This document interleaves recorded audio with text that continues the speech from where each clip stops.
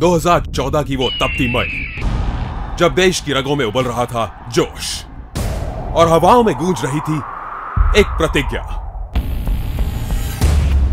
सौगंध मुझे इस मिट्टी की, मैं देश नहीं मिटने दूंगा, मैं देश नहीं झुकने दूंगा।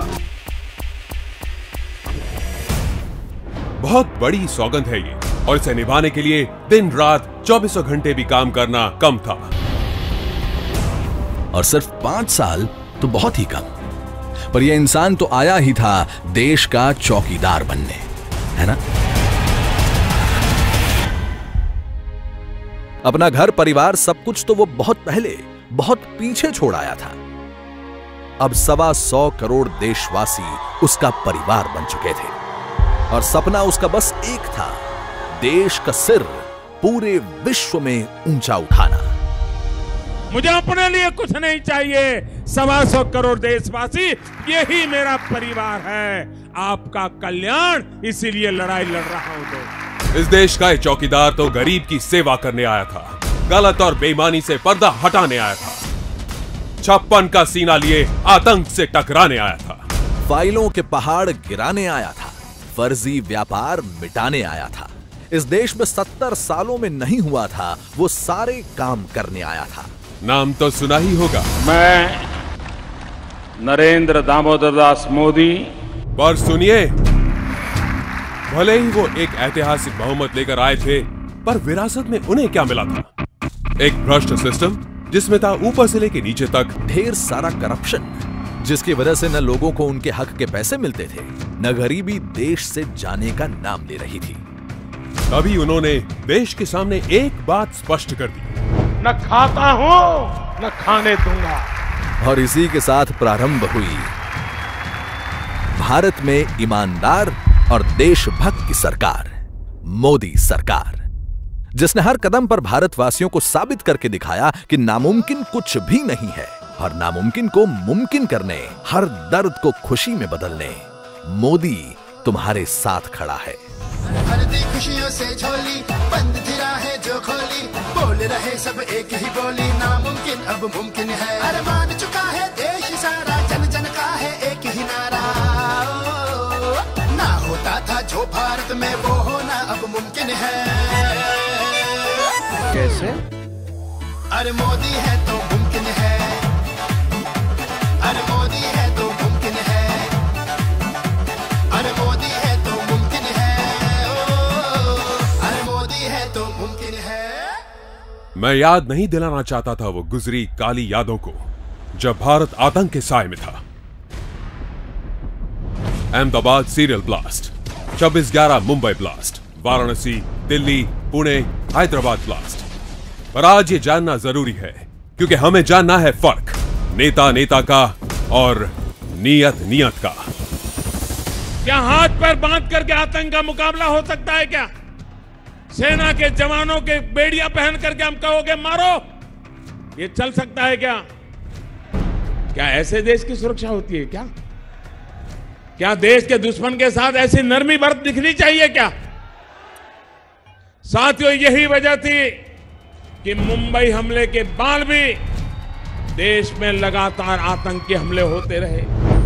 खून खौल रहा था हमारा इतना बड़ा देश, इतनी बड़ी फौज। क्या हम इन चंद आतंकवादियों को कुचल देने के काबिल नहीं हैं?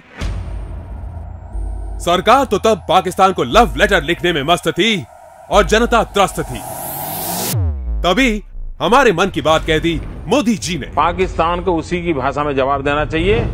26 सितंबर 2016 की वो रात के 3 बजे का समय, आतंकवादियों के वो ठिकाने धाए धाए चलती गोलियां, एक गोली के सामने 10-10 गोलियों से जवाब देता हमारा फौजी। कुछ ही घंटों का खेल और इंडियन आर्मी ने बिना कोई नुकसान आतंकवाद का एक बड़ा सफाई अभियान समाप्त किया।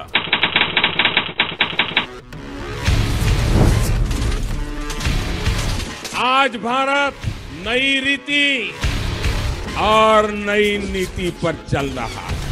आपको जागने वाला चौकीदार चाहिए कि नहीं चाहिए? देश को जिताने वाला चौकीदार चाहिए कि नहीं चाहिए? अब जाके दुनिया को और आतंक के आकाओं को पता चला कि ये नया हिंदुस्तान है। ये घर में घुसेगा भी और मारेगा भी। पर लगता है उनको अब भी नए भारत के इरादों पर संदेह था और उन कायरों ने हाईवे से गुजर रहे हमारे जवानों के काफिले पर हमला कर दिया। पर मोदी जी ने डंके की चोट पर बता दिया। मैं आतंकी संगठनों को और उनके सरपरस्तों को कहना चाहता हूं कि वे बहुत बड़ी गलती कर चुके हैं।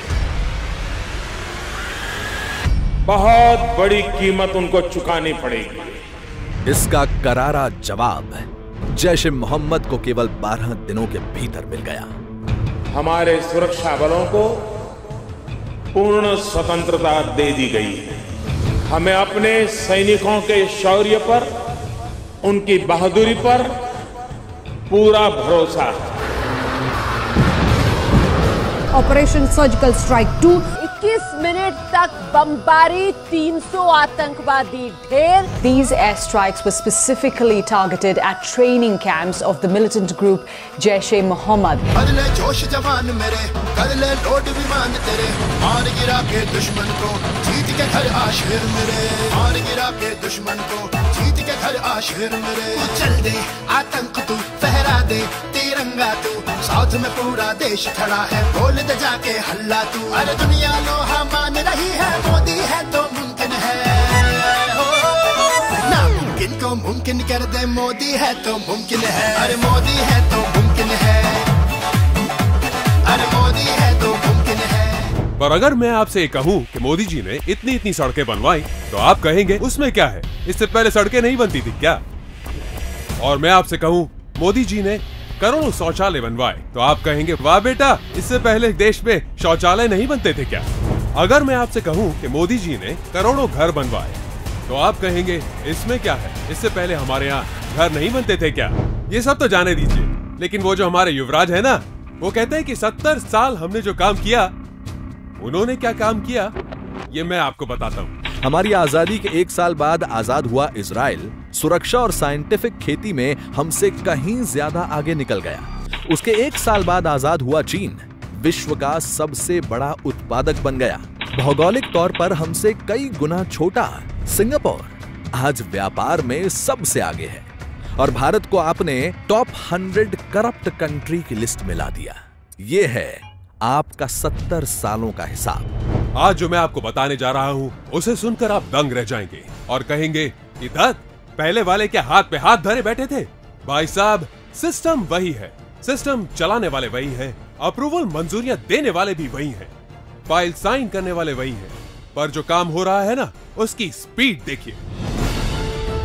पहले एक दिन में 12 किलोमीटर हाईवे बनते थे, आज एक दिन में 27 किलोमीटर बनते हैं। पहले एक दिन में 69 किलोमीटर ग्रामीण सड़कें बनती थी, आज 134 किलोमीटर बनती हैं। पिछले सरकार ने अपने आखिरी 4 साल में 25 लाख घर बनाए थे। मोदी सरकार ने 5 वर्ष में 1.5 करोड़ घर बनाए हैं। देश के सभी गांवों तक बिजली पहुंची है। आजादी से लेकर अब तक स्वच्छता का दायरा 34% था, अच्छी बात है, पर उसके मुकाबले पिछले 5 साल में 98% पहुंचा है। पहली made in India fast train Vande Bharat express Delhi और वाराणसी के बीच शुरू हुई है। देश का पहला जल मार्ग शुरू हुआ। देश का पहला वॉर मेमोरियल बना। विश्व की सबसे ऊंची प्रतिमा का निर्माण हुआ। एशिया का सबसे बड़ा rail road bridge Bogibeel bridge बनकर तैयार हुआ। विश्व का सबसे बड़ा मोबाइल मैन्युफैक्चरिंग यूनिट हमारे देश में शुरू हुआ। बाबा साहेब आम्बेडकर पंच तीर्थ शुरू हुए। किसानों को 1.5 गुना समर्थन मूल्य मिला। 1.5 करोड़ बेटियों के सुकन्या समृद्धि खाते खुले। पिछले 5 साल की अवधि में हमने सबसे तेज महंगाई दर को घटाया है। आज देश में सबसे तेज गति से सड़कों का निर्माण हो रहा है। आज सबसे तेज गति से रेलवे का विकास कार्य हो रहा है। आज हम सबसे तेज गति से गरीबों के लिए मकान बना रहे हैं। आज देश में सबसे तेज गति से मोबाइल मैन्युफैक्चरिंग यूनिट लगाने का कार्य हुआ है। मैं आपको और एक मजेदार बात बताता हूँ। मोदी जी से पहले देश में 3 करोड़ 80 लाख लोग टैक्स भरते थे और अब 6 करोड़ 80 लाख लोग टैक्स भरते हैं। तो जाहिर सी बात है कि सरकार की आय तो बढ़ी है, साथ ही साथ भ्रष्टाचार की खिड़कियां भी बंद होने लगी। जब से मोदी जी ने डिजिटल इंडिया अभियान शुरू किया,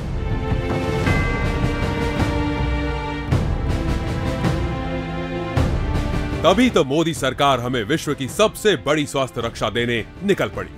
आयुष्मान भारत ये कोई ऐसी वैसी योजना नहीं है। इससे आपके घर में अगर कोई बीमार पड़े तो 5 लाख तक का इलाज फ्री में मिलने वाला है। 14 लाख से अधिक लोगों को तो लाभ मिल चुका है और ये तो बस शुरुआत है। 5 लाख तक का फ्री इलाज 50 करोड़ लोगों को मिलना मोदी है तो मुमकिन है। पर मोदी जी के आने के बाद महिलाएं बहुत खुश हैं। भाई क्यों? देखिए, घर घर तक गैस कनेक्शन पहुंचा। फायदा किसको? महिलाओं को। घर घर में शौचालय बने। फायदा किसको? महिलाओं को। अब बिजनेस शुरू करने के लिए बिना गारंटी मुद्रा लोन मिलना शुरू हुआ तो मर्दों से भी ज्यादा लोन लिए महिलाओं ने।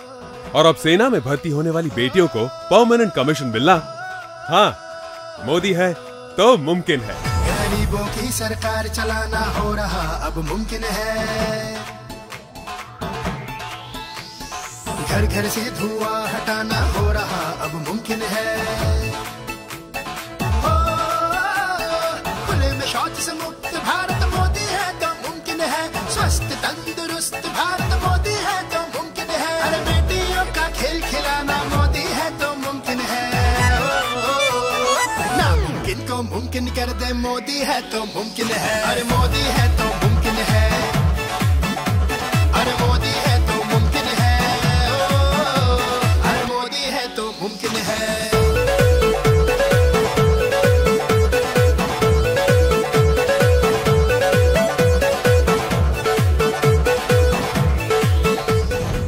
अब एक गरीब मां का बेटा जब देश की कमान संभालेगा तो जाहिर सी बात है ना, वो सबके बारे में सोचेगा, सबको साथ लेकर चलेगा, सबका विकास करेगा। बाकी रैग पिकर्स, सफाई कर्मचारी, सुरक्षा गार्ड, स्ट्रीट वेंडर, सब्जी वाले, घर पर काम करने वाले, लघु किसान, चाय की टपरी वाले, कुम्हार, नाई, ऐसे कामगारों के बारे में कौन सोचता था? पर देखो, अब उनका न्यूनतम वेतन बढ़ा है। असंगठित क्षेत्र के इन 42 करोड़ कामगारों को 60 वर्ष की उम्र के बाद हर महीने मिलने वाली ₹3,000 की पेंशन उनके बुढ़ापे की लाठी बनेगी। पहले किसानों की आय दोगुनी करने का सपना किसी ने देखा था? पर आज किसानों को 1.5 गुना समर्थन मूल्य मिल रहा है। सालाना ₹6,000 की किसान सम्मान निधि देने का ऐतिहासिक निर्णय लेना और उसकी किश्त समय समय पर सीधी खाते में जमा हो जाना भी अब मुमकिन है।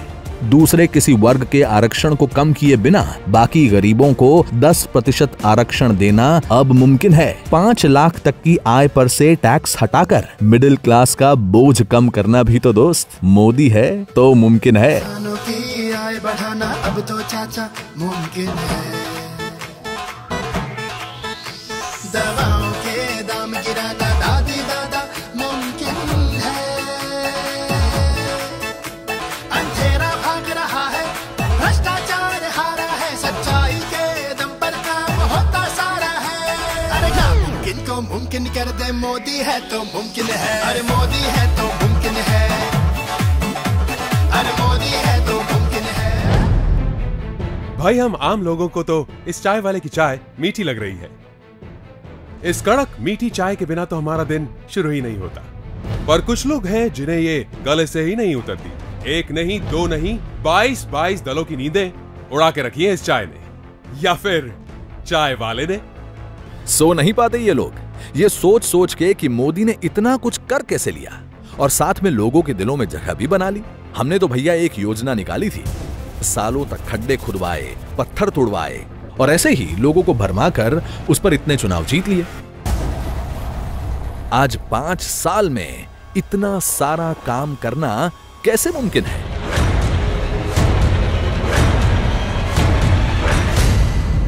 पर भाई साहब, ये मोदी है और मोदी है तो मुमकिन है, और वो भी बिना रिश्वत के, बिना घोटाले के।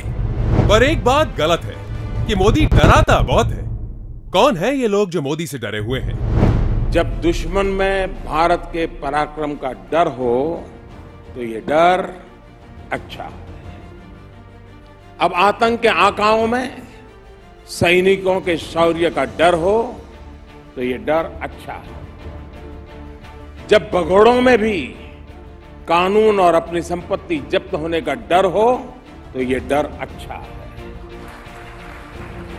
जब मामा के बोलने से बड़े बड़े परिवार बौखला जाए तो ये डर भी अच्छा है। जब भ्रष्ट नेताओं को जेल जाने का डर सताए तो ये डर अच्छा है।